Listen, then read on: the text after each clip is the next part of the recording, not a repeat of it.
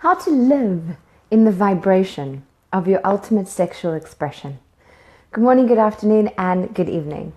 In today's video, what I'd like us to do is I'd like us to have a look at how important the heart is and how the heart functions with regards to electromagnetic fields and how the frequency of our heartbeat and the frequency of our emotions actually does affect everything and everyone around us. So, good morning. Now, I've been doing a lot of research and I've become very, very interested in something called electromagnetic waves. Now, if we have a think about who we are as a person, let's delve even deeper into what this means. The HeartMath Institute, and actually a lot of science, is now completely changing the way that it thinks about the heart and the importance of the heart. In the past, the heart used to be considered the source of everything, the source of all wisdom, the source of all emotions. And even so, in ancient Egyptian times, what happened was when they buried bodies, they used to discard of the brain because the brain wasn't important. The mind wasn't important.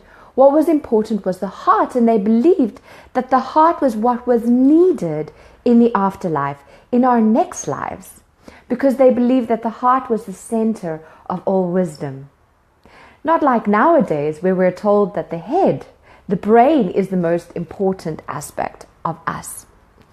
And now we're beginning to shift our consciousness, and we're beginning as a society to understand that actually the heart is the key. The heart is very, very important when it comes to connecting with our truth. Because when we connect with our heart, we're connected with ourselves, and we're connected with everything around us and everyone, and we're also connected with the universe. But why are we connected? And this is what's fascinating, is that if you have a look at the body, all right, it is now believed that the heart and the brain have what we call electromagnetic fields. It depends on how you want to draw them, but these electromagnetic fields come from the brain and they also come from the heart. All right? And these electromagnetic fields actually are measured in hertz. They're measured in hertz. Okay? And they can be a different frequency of hertz, depending on the size of the hertz, for example. So it's believed that the heart and the brain actually carry a certain electromagnetic frequency. And when you're connected with this frequency, when you're connected with your frequency within your heart, you actually are affecting everything and everyone around you, because everyone is connected via these fields. So what happens is that if you imagine here you are sending an electromagnetic frequency out, which is felt by the next person. That person is also connected via electromagnetic fields to, let's say, for example, plants. These plants have electromagnetic fields that are connected, let's say, to a building. Here is a building, and those electromagnetic fields are also connected to sound, which is connected to the universe. So absolutely everything around us is connected via these electromagnetic waves. And this is how we are connected to everything and everyone, which is truly incredible. I'm absolutely fascinated by it. And it's so important that we begin to understand that when we're connected with the heart is the center of the unity consciousness. And when we connect with the brain, when we connect with the mind, we're connected with duality consciousness. When we're thinking from the mind, from the ego, everything is separate. There is a right, there is a wrong. There is good enough or not good enough. But when we're connected with the heart, we're connected with unity, unconditional love. I am divinely connected to you. My mind is that which separates us, which is why it's so important that we understand that the heart is everything. So much so that when we are born, what is the first organ that develops? Write in the comment section below. What is the very, very first organ that is formed? You're right, it's the heart. The heart is the first organ that is formed. And how is it formed? When we're developing and the cells are dividing and all the meiosis and all of the stuff that happens in a cellular level, what happens is we develop inward first and then we develop externally. So our inner cells are developed first. And why does that happen? That happens because it forms the first blueprint of how it's important for us to go inside, develop inside, heal inside, grow inside, before we grow outside of ourselves. And that's really beautiful. That's the blueprint of how the body starts to teach us. And the body is very, very important, and it tells us a lot. Okay, so what I'd like to talk about today is not only these electromagnetic fields, which are extremely important, and they make up the reality of everything around us, but also something called the heart rate variability. When you measure your heartbeat, if you were to just stop for a moment and to connect with your heartbeat,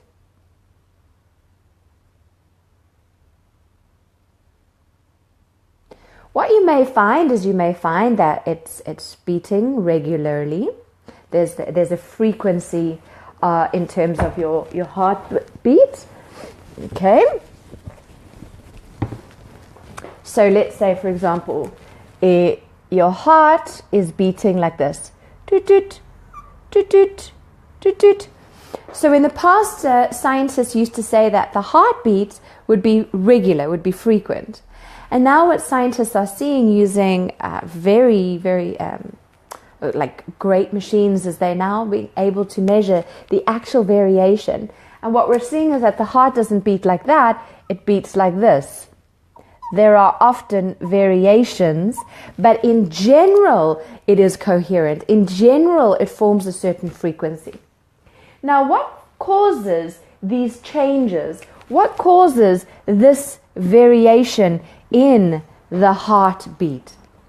Now, what causes the variation is everything around us. What causes the variation is how we interpret everything around us. So, there is our adaptability to everything around us, and how we perceive everything around us is how we are able to control our hearts, how we're able to live more coherently, which is why it's important that we connect with our heart and we're in tune with our heart so that we know what is it that is affecting everything around us. So this is called the heart rate variability. Just looking, adaptability. If the heart is beating regularly, what we're doing is it's very cool. You are not being affected by anything. But whenever there is a frequency change, something outside of you has affected you. Something outside of you has caused a response. Now what we have is behavioral flexibility. So write this down. This is quite key. Behavioral flexibility is your behavioral ability to change or be affected by that which is around you. So when your behavior changes based on the external, so outside in forces, when it changes your behavior, what's happening is that the external force changes the frequency of the heartbeat, and then you change your behavior based on that. Or if you have the ability to see that which is outside of you, feel the effect on your heart, and not change your behavior, then you are more adaptable in terms of behavioral flexibility. We also have something called physiological resistance. Now in tomorrow's video, what I'm going to talk about is how the emotions actually affect the heartbeat, the heart rate variability. And what happens is that each time an external force, an external stimulus causes a an emotive response, a change in the heartbeat, because it's, you feel uncomfortable, something's happened, it's caused you to jump out of alignment of who you are. It affects you physiologically. So some of us are not that affected by stress. Some people, their boss can shout at them. Some people, we're talking about ultimate sexual expression. So some people are really affected by what their partner says, and it causes them to really experience some heartache or, discomfort in their body. Other people, it doesn't matter so much what the external force says. But what have I tried to cover in this video? I've tried to uncover a few things. One, that our brain and our heart are connected to everything and everyone via electromagnetic waves. Our heart beats at a frequency of electromagnetic waves, which is why it's so important that we can understand what our heart rate variability is, so we can see where we are on the electromagnetic wave scale. We can see whether we're in chaos or whether we are in calm.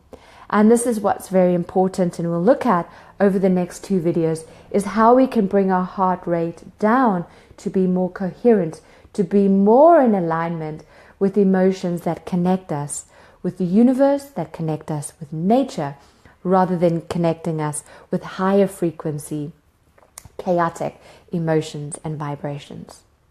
So what is my invitation to you today? My invitation to you today is to have a look at what affects your heart rate, what affects your heartbeat, and become aware of how your heart is beating in every moment. So when is your body feeling uncomfortable? And what caused that discomfort? Because this is your power. Your power is your awareness. So what caused the discomfort? What did somebody say? Have you changed your behavior? Do you have a low behavioral adaptivity? What is your physical response? Is it low? Is it high? And become aware of how external forces affect your heartbeat, and how that heartbeat is manifested in terms of your behavior, and how that heartbeat is affecting your physiological response. So the willingness within me to explore the vibrational frequencies of my heart greets the willingness within you to do the same. Any questions? Feel free to write in the comment section below. Otherwise, namaste, beautiful soul, and we will see you very soon. Bye.